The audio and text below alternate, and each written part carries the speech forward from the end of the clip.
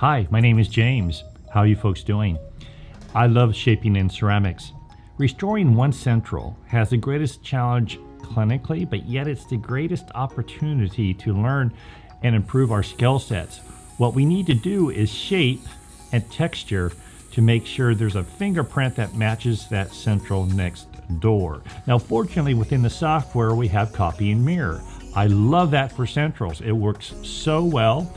Once we machine our restoration, the next step is to master the craft of shaping and texturing. We have to consider how we're going to finish, whether it be stain and glaze or polish or a combination of both. How we shape and texture will define how well that central blends in. Of course, we have to get the right shade and the right value, but that goes along with the territory. This video is about shaping a central to blend into a dentition so it has that fingerprint to blend in with the rest of the valve. So let's go ahead and get started with our shaping process. Our first step in shaping is the silhouette and the embrasures. Take a lead pencil and mark where you want to apply some shaping. Now's the time to analyze. The midline's critical. We want that to be mirror image. We're going to take back that labial incisal edge to make that more harmonious with the adjacent central. Any other areas that we want to flatten out. One of my favorite shapers is the Tapered Pink Diamond. It will rapidly remove the ceramic without overheating it. You don't have to work with e.max in a moist environment. Take the marks and shape them.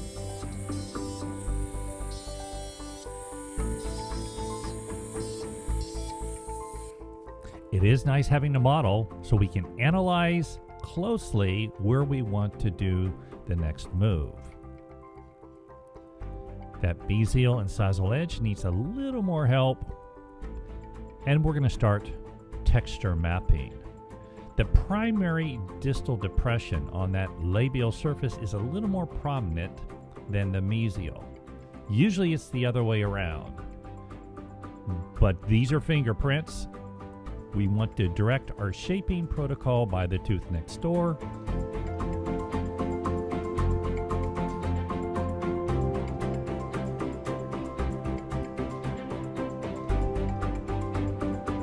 This is when you become a noticer. You're going to look at the tooth next door. You're going to look at the lateral. You want to make this fit. It doesn't have to be ideally symmetrical to the central. Now, our first shaping instrument is the 882L cylinder diamond. The method we use here is to scribe and scrub. So after we scribe that primary definition and we feather it out toward the cervical, we're going to scrub to neutralize that initial shape. That's a fundamental technique when we're shaping. Soften that mesial incisal edge. We're going to bring that back. Retrocline that edge just a tad bit. And flatten that mid-cervical surface. You'll see in just a moment that just this shaping really brings it together. Now, I'm taking longer in this video just to highlight the technique, but there's our gross shaping. We start with big picture first, get the major depressions and the lobing. You can see this tooth is slightly rotated. We want to highlight that secondary depression and the distal line angle. That tooth is a little wider mesial distally, and we want to roll that distal line angle to narrow the look of this tooth. Just that little bit. Look what it did. It's amazing. This is fun, isn't it? Our next step in mapping is to look for the micro texturing. Look at the tooth next door. We see those horizontal subtle grooves, particularly coming and rolling distal to that distal primary depression. Now we're going to pick up the 850 Tapered Diamond. It's a smaller tip using a finger grip. It's almost like drawing for me. I'm looking at the adjacent central. I'm using a light pressure. We're scribing and scrubbing. Say that with me. Scribe and scrub. That way you keep your flow, your shaping flow, more natural.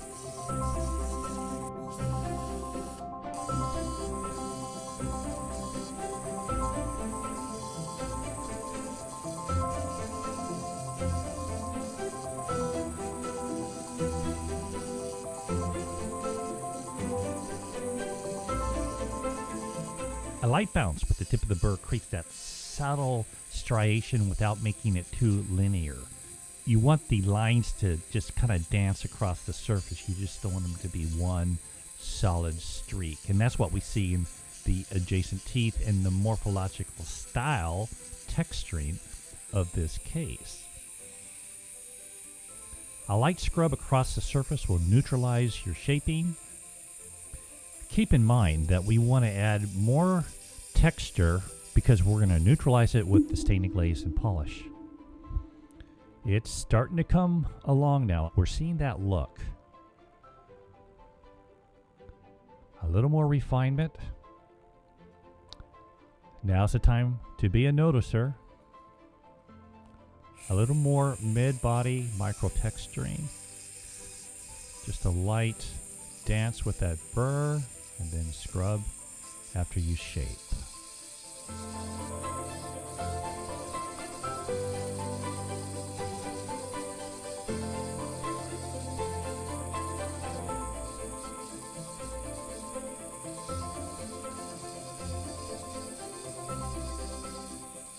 We're looking at the adjacent central, providing some of the highlights that we see, particularly as we get to the midline. You want to be more mirror image on the mesial one half of the tooth than the distal.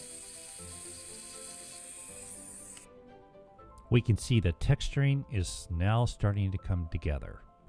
What I'm looking at here are the shadows. I'm looking at the embrasures.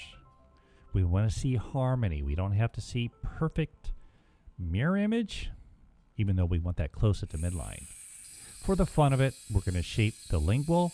We do have to pay attention to the thickness of the ceramic, and you have a feel for that when you're doing the virtual design. Mesial and distal lingual marginal line angles need to be harmonious for function, similar to the teeth next door. That way protrusion is idealized so it functions biomechanically in harmony with the adjacent tooth. We're using the tip of that diamond, carving. Carve as you go.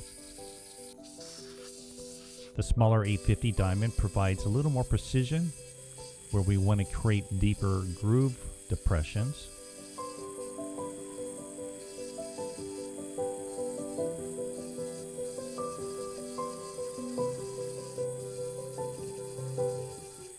It's always fun to create a central, and once you see it, the patient will feel it with their tongue and they say, wow, that feels just like my other teeth. That's always fun to do.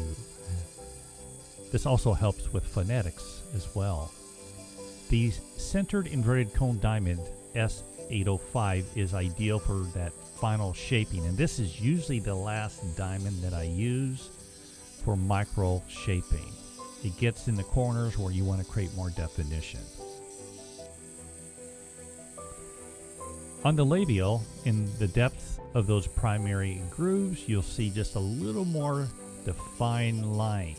The secret there is not to make one streak. You want to kind of bounce it down, that depression, so the depth is not the same from the incisal to the cervical. Right here, watch this. So we're going to slightly dance it down, that depression. It's also really good for creating those horizontal, subtle fingerprint lines that you sometimes see in the ceramics. And remember, we're over texturing here. The next step in our workflow is to polish the line angles. Line angles are usually smoother. You have to look at the age of your client. They get more wear and tear, so you're going to see a shinier surface. They won't have the micro texturing in those areas, particularly as clients age.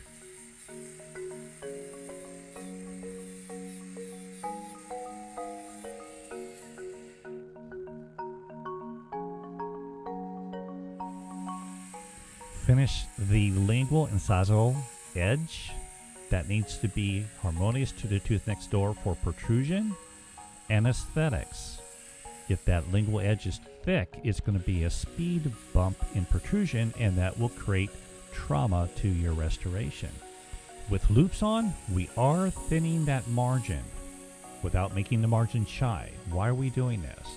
Most of the restorations I mill out have a margin thickness parameter. Based on the burr and speed you're using, you want to polish that back. The lingual is polished with the green coarse luster twist to create a smoother surface before we fire. A very light touch works well with this luster twist. And there we have it. We have our pre-crystallized texturing. We do want to add enough texture. We want to overshoot it, so when we are finishing with either polish, stain and glaze, or both, it's going to look really nice. Look at the shadows.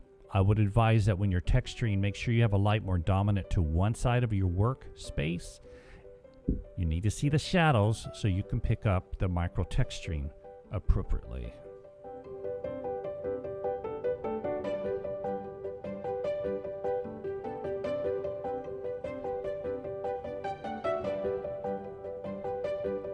Now at this point in time, we're ready to crystallize. We're not going to place stain and glaze at this time. Why would we want to do that? First of all, I want the best color, and that will provide a better platform for adding color. So Object Fix Flow.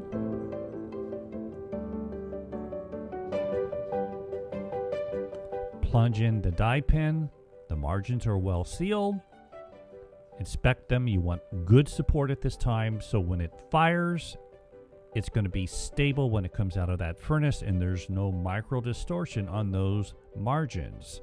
That's one of the objectives with Object Fix Flow. Use the cycle appropriate for your case. This is going to be the speed cycle. You want to push start as soon as you can so you keep that hood warm, and that will be more efficient on your cycle.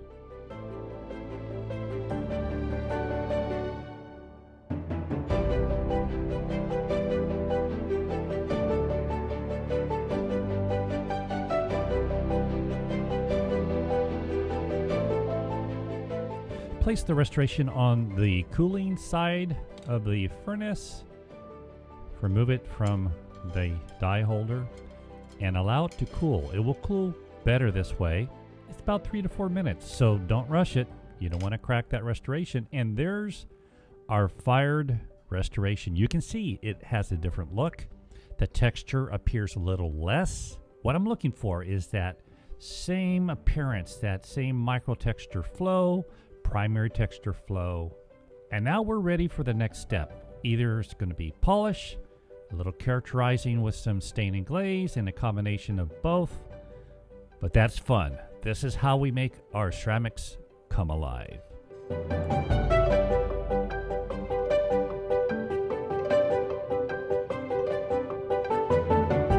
Wasn't that a lot of fun? I love shaping. Now the next series of videos on adding stain and glaze to create that nice incisal effect with brush on colors, and also the final finishing, superficial gloss finishing. You can find those links below this video. They'll be played on my teaching website, but they're free. They're complimentary, so you can go there to find the next step in mastering an anterior central. I love what we do in CAD/CAM dentistry. I love the opportunities that we have to master our craft. And when you start adding these skill sets, one skill set at a time, pretty soon you'll blossom. You'll have this huge skill set that will allow you to fulfill things, as I've experienced, and get a lot of joy from what we do in our clinical theater. So thank you for watching. If you have any comments or questions, post them below. And in the meantime, I'll see you folks in the next video. Bye now.